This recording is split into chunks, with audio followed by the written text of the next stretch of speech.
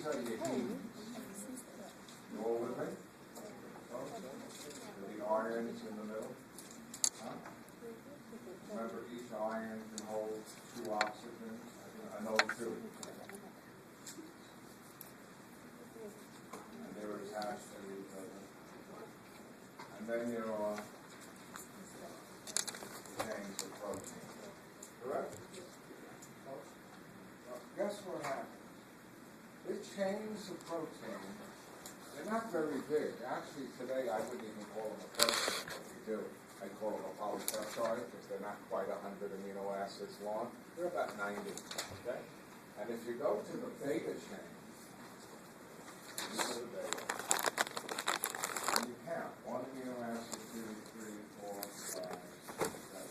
You come to the 7th amino acid, and it's supposed to be, sometimes I forget the order, glutamic acid. I know you didn't learn the names of all the 20 amino acids, and I would never ask them, but remember the names of glutamic, glycosol, one of the 20 amino acids. But what has happened is a mutation. And in this location, instead of glutamic acid, you have valine. It's another amino acid. Big deal. It's a very big deal. Because glutamic acid has a negative charge on it, has an extra negative charge. Valine does not. And I want you to watch me. If my hemoglobin looks like a pitcher's glove, you know, in baseball, the pitcher's glove, the hemes are here, you know, in the pocket. And that's where the oxygen's what? Bind and let go, and bind and let go. And my fingers, well, pretend I only have 4. Okay? Now I got 4. My fingers are what? 4 chains of protein. But when you change glutamic to valine, look what happens. You notice the protein's what? The protein will change its shape. Remember, proteins have a primary structure, a secondary structure, and the tertiary is how it folds.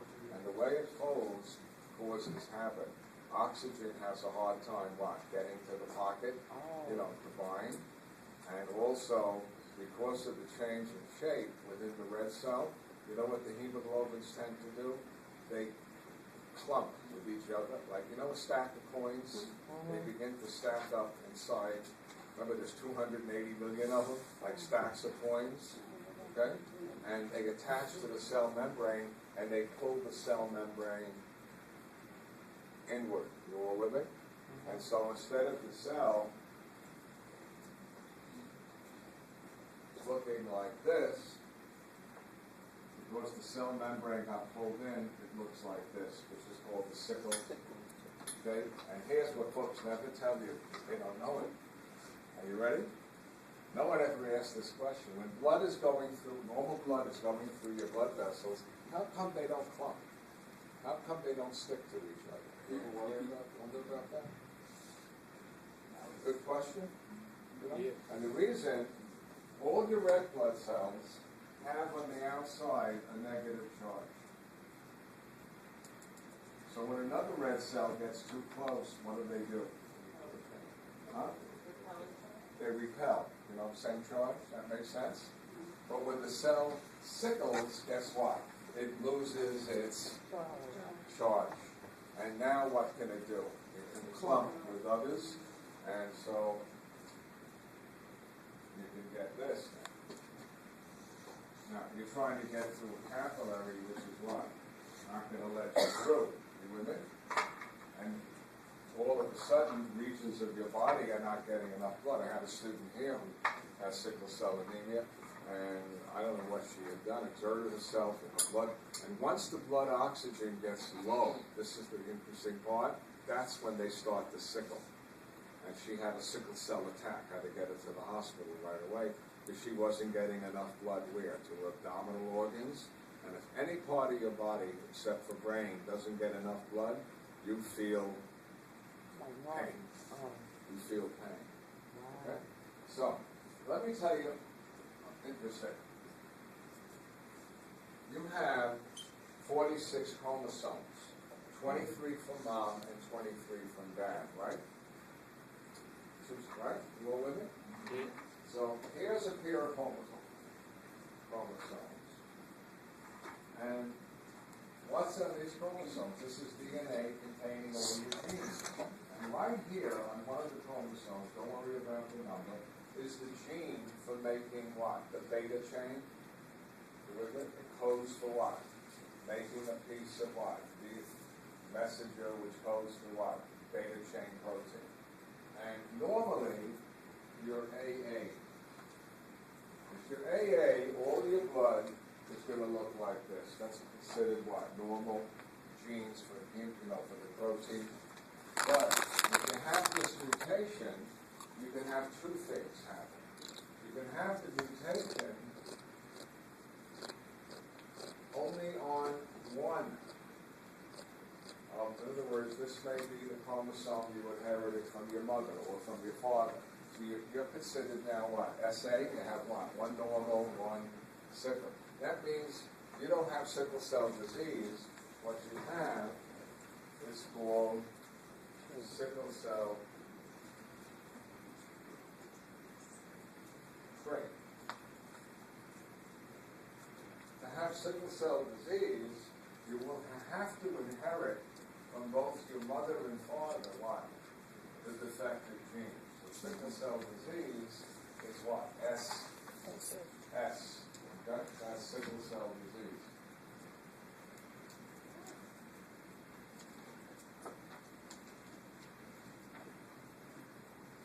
Sickle cell disease, a slight drop in oxygen in your body, this is going to happen. You with me? So people with sickle cell disease, what do you got to make sure? Don't go to high altitudes. You are not to go take a trip to Mexico City. It's why? It's at 8,000 feet. Stay the hell away from Quito, Ecuador. That's 10,000 feet. And don't come with me this summer to Lhasa, which is in Tibet, which is about 14,000 feet. Okay? You will sickle. I got bad news for you. If your sickle cell trait, you could probably go to 4,000 feet, but even if you have sickle cell trait, if the blood oxygen gets too low, your cells will sickle. It's rare. Trait. But you said with the trait that they don't really have the disease. I just said it doesn't happen unless, now I'm telling you, the oxygen level in your blood gets really low. Okay? So most of the time, if you have sickle cell trait and you're an athlete, you can do moderate sports. I would not tell you to run a marathon. You with me? Okay. You may what? Sickle, right? But if you tell me you're going to run the 100-meter, no sweat. Tell me you're going to run the 500-meter, no sweat. But I would not tell you to run the 10,000-meter. Okay?